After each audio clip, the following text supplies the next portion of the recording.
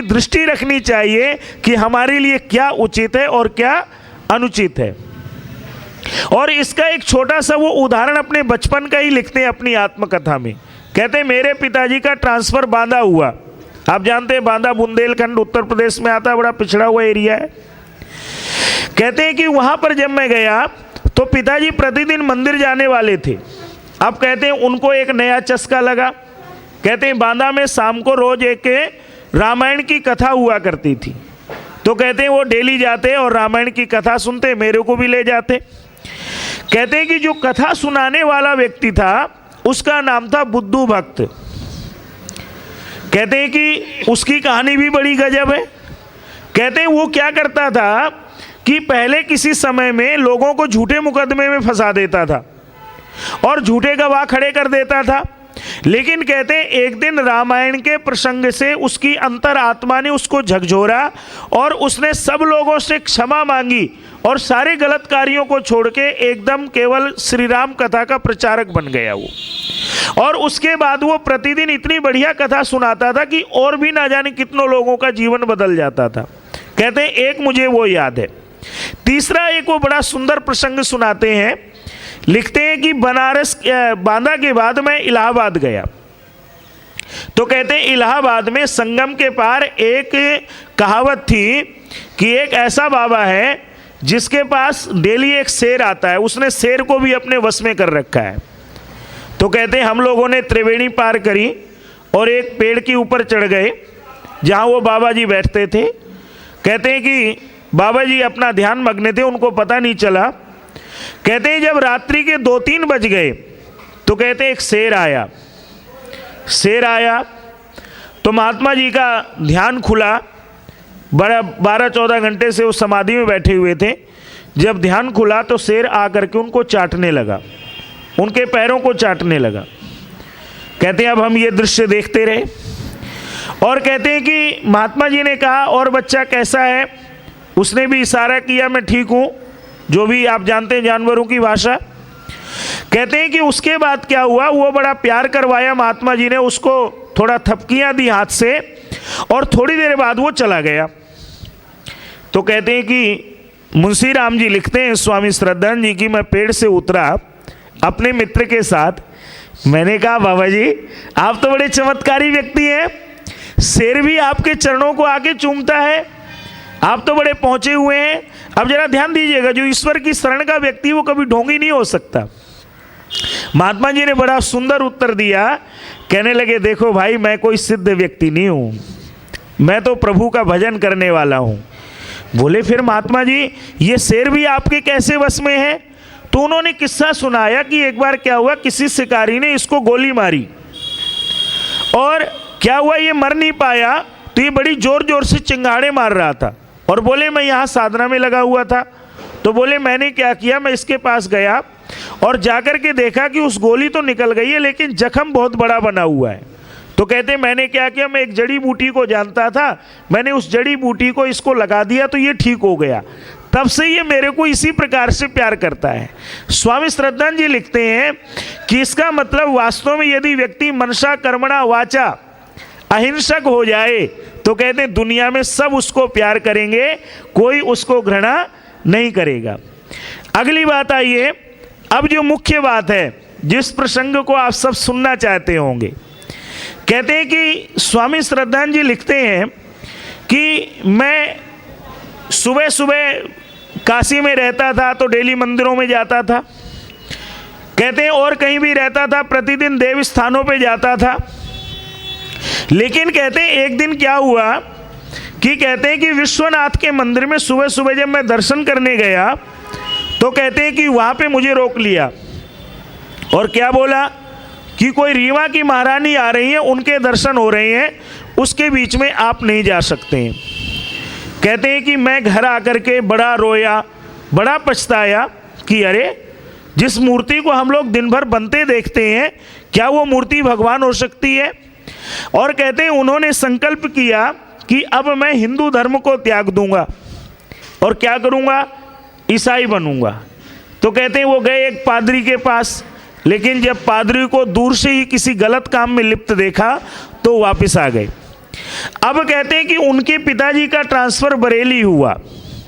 कहते हैं बरेली में पिताजी को एक आर्डर मिला कि स्वामी दयानंद बरेली आ रहे हैं और उनके प्रवचन में किसी प्रकार की अव्यवस्था ना हो। तो कहते हैं बरेली नगर के वो कोतवाल थे, तो उनको आदेश मिला कि आपको उनके प्रवचन की व्यवस्था ठीक रखनी है। कहते हैं कि नानक चंद जी उनके प्रवचनों में गए, तो अगले दिन आके कहते हैं कि मुंशी राम देख, मैं उनके विचारों से सहमत नहीं हूँ, लेकिन मुझे ऐसा लगता है कि तेरे जीवन में जो बहुत सारे प्रश्न खड़े हुए हैं, जो तू अब नास्तिक हो गया, तूने भगवान को भी मानना छोड़ दिया, जो तेरी अंधेरी की यात्रा है, अगर तुझे कोई सद्मार्ग पे ला सकता है तो वो सन्यासी ला सकता है। एक दंडी सन्यासी आए हुए हैं। कहते हैं कि पिताजी के कहने से मैं चला गया और जाकर के मैंने प्रवचन सुना। कहते हैं कि कहते हैं कि कुछ ज्ञान नहीं था, लेकिन कहते हैं कि स्वामी जी का प्रवचन परमात्मा के निज नाम ओम पर था। और कहते हैं कि मैं बिल्कुल अलग परंपरा का व्यक्ति था, लेकिन जब पहली बार स्वामी जी के दर्शन किए, उनका प्रवचन सुना, तो मुझे ऐसा लगा कि वास्तव में बड़ा अंदर से सुकून मिल रहा है, बड़ी अंदर शांति सी मिल रही है, बड़ा अच्छा लग रहा है।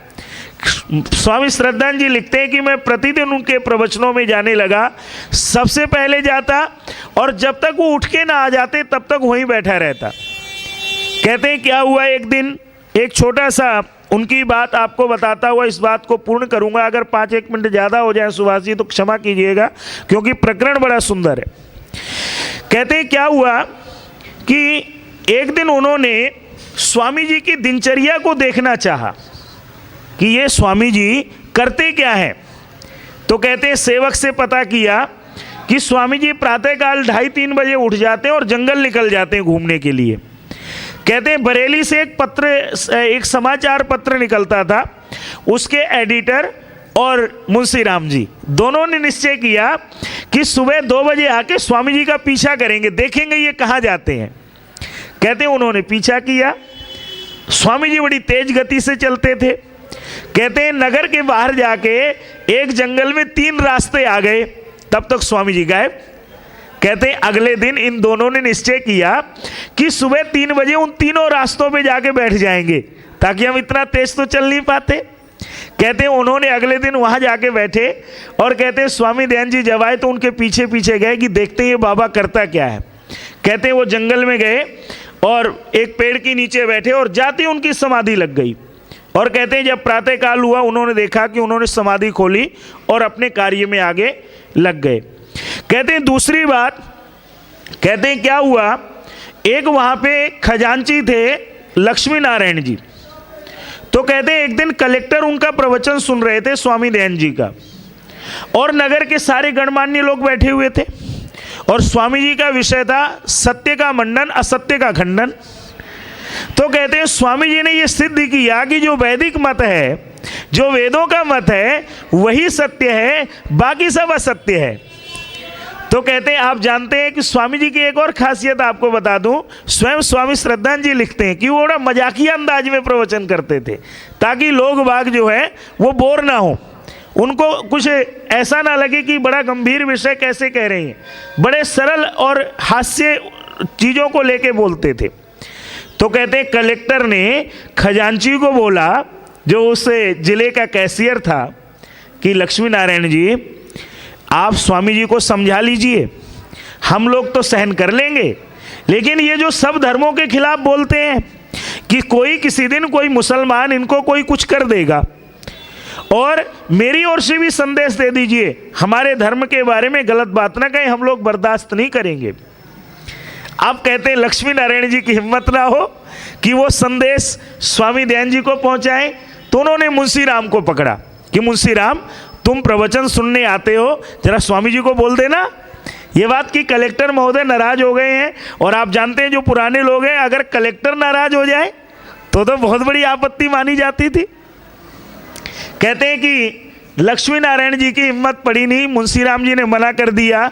शाम को क्या हुआ, वो जाके बैठ गए स्वामी जी के पास कि स्वामी जी मैं कुछ कहना चाहता हूँ। स्वामी जी ने बोला कहो। कहते हैं बड़े बड़े मुस्कुराते हुए, बड़ा दुखी होते हुए, बड़े रोते हुए उन्होंने मुंह से 2 शब्द निकले कि स्वामी जी किसी को नाराज मत किया करो। स्वामी जी ने उस समय तो सुन लिया। कहते हैं अगले दिन जब प्रवचन हुआ तो कहते हैं कि स्वामी जी ने प्रवचन में बड़ी वो सुंदर बात कही। और जरा ध्यान दीजिएगा, जो उनकी आंखों देखी बात है स्वामी श्रद्धानंद जी की। कहते हैं कि स्वामी जी का अचानक तेज बहुत बढ़ गया और बड़ी तेजस्विता के साथ उन्होंने कहा कि लोग कहते हैं कि सत्य को प्रकट ना करो, कलेक्टर क्रोधित होगा, अप्रसन्न होगा। अरे कहते हैं चक्रवर्ती राजा भी क्यों अप्रसन्न ना हो जाए, हम जो सत्य है उसको सत्य कहेंगे। और कहते हैं कि उन्होंने कहा सभा में, कहते हैं कौन सा ऐसा व्यक्ति है कि जिसमें हिम्मत हो, कौन सा ऐसा सूरवीर पुरुष है जो कि मुझे मार के दिखाए। तात्पर्य उनका क्या था, उन्होंने फिर गीता का श्लोक पढ़ा, नैनम छिन्नन्ति शस्त्राणि नैनम दहति पावक।